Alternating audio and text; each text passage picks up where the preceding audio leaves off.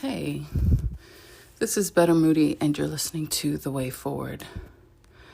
So I've been getting up in the morning to go work out over at the gym on base. And there's this wonderful dude that was holding a class to help with improve your running speed. And so I've been pretty devout in going for the past week and a half up there, and I wake up at like 5:30, get there at 6. And then today he was acting all sulky and sad, and his demeanor was off. So I was like, what's going on? Well, disappointing news. I'm not going to be able to teach the class anymore. Which, he's having a kid, so I'm thinking, okay. But no, apparently he is required to be sitting at the front desk to watch people check in. And so therefore his hires, his bosses said that he needs to do that. And that time frame was not a good time for him to be teaching and training. So I'm a little miffed about this because it's hard for me to lock in, especially with everything that I have going on in my life. I've got a kid that's about to get surgery, a kid dealing with mental health issues. I have a bird that's perched on my porch in a tree that I need to throw out but can't. I got 2 dogs yelling at me. And a little baby boy that needs attention in between, in and around, and through it all. So for me to carve out that little teeny tiny space is huge. And now I'm just like, see, because you throw a twig in the middle of the road while I'm running, and it's all the reason I need to trip, slip, and fall face first and cry about it and stay there for a year before I get up and try again. It is just, I'm just telling you, it's hard to get into a routine, and I was doing good. But anyway, so I'm trying to stay motivated, but at the same time, even if you're going to deliver bad news, I'm like, bro, you need to put a smile and some pep in that voice, because oh man, it's a rough life. At least let me down easy. So I'm on the floor in between my door and the hallway, holding up the door frame because it feels good. And I will go shower, I promise. You can't smell me, but I sure can. Oh yeah, I ran today, so it wasn't very far. It was just a little short distance, enough to make it happen. I completed the workout that I had designated for today. And part of that was 4 laps. I ran 3, but I ran 2 in the warm-up, so I think that's 5. Anyhow, I'm going to get into this day. Today is a big day. My daughter is going to get her second opinion on her spine and what we're going to do about this curvy body of hers. So I've been very distracted at work, but also getting it done by the grace of God and with the assistance of those amazing coworkers that are there. Somehow it's all happening. Yeah, got to stay in the mix. So I was talking to my daughter on the phone on the drive home yesterday, and we were talking about giving away your energy, the little things that really amount to nothing at the end of the day. That's a saying that I hear a lot, but it's true. Once it's all said and done, did you move the needle? Did that really make an impact on the goals for today, or the goals for the week, months, years ahead? Some items that we give our energy to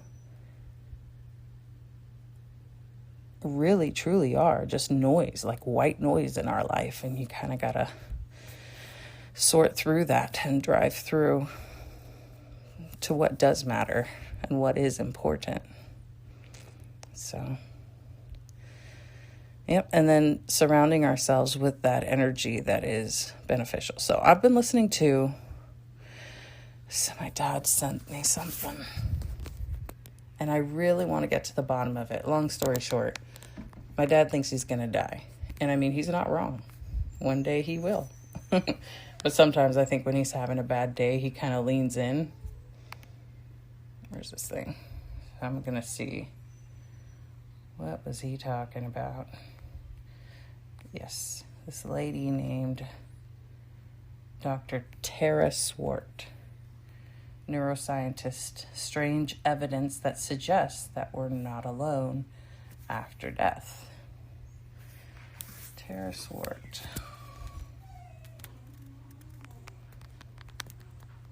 I'm looking her up. Is she legit?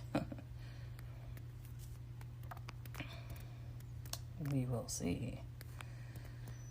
But she lost her husband is her story.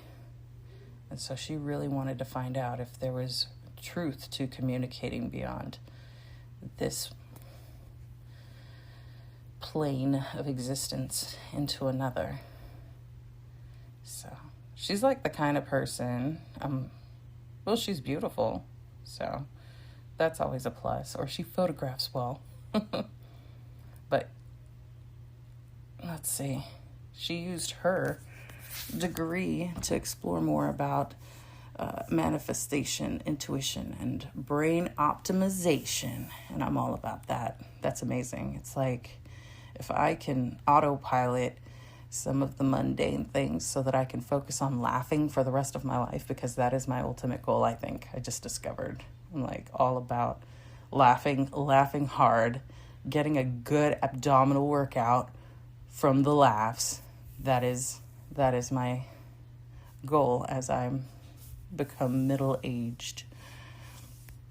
So let's see. She was trained at the University of Oxford, has a PhD in neuroscience from the King's College in London.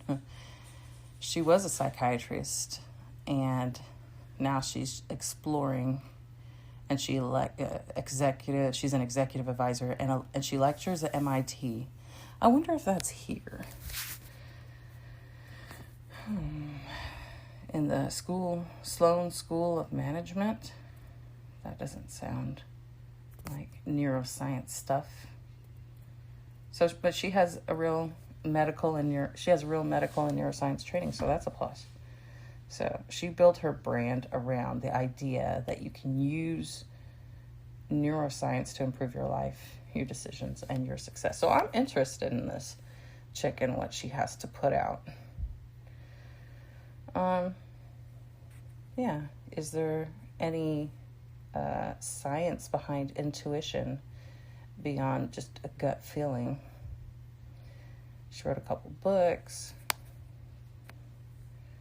Okay, and then, yeah, so she blends science with spiritual ideas, and so I would love to find out if there's any truth there.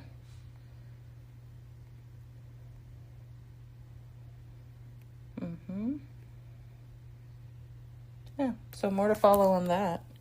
Just because, so the reason why my dad threw that out is because she claims to have been able to communicate with her husband who had passed away in 2020. Why do I remember random details? He had some type of cancer. And cancer is the ugly C word that seems to invade often in people's lives. The Grim Reaper, call him cancer.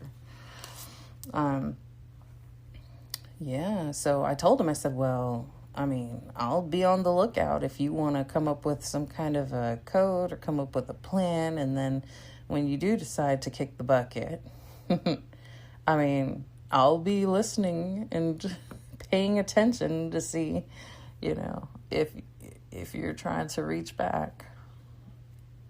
I'm willing to give it a shot. You never know.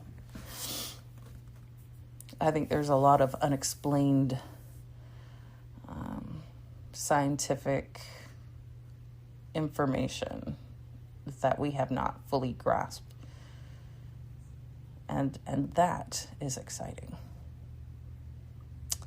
So, no way to experiment. There's no way that I'm going to be like, hey, let me test it out.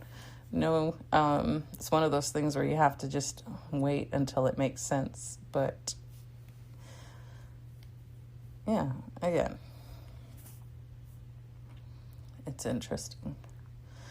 One thing that she pointed out, I was watching just a short clip on YouTube based on that title that I mentioned earlier. She said that there are more than 5 senses. There are 34. And then, life was calling, so I couldn't finish the video. But 34 senses, including intuition and involvement of the neurons. So I'll just explore that. And here's my daughter. She's laughing at me as I'm in the dead bug position in between the door frame. Love you. Good morning. Good morning. What are you doing? I'm getting ready for work, I think. I might have missed the mark a little. Who is that on the phone? It's the world. Say hi. Better Moody, sorry. I'm just talking. I'm talking to my friends in the planet. Anyway, I guess I should really get ready for work. You guys have a great day. And I'm out.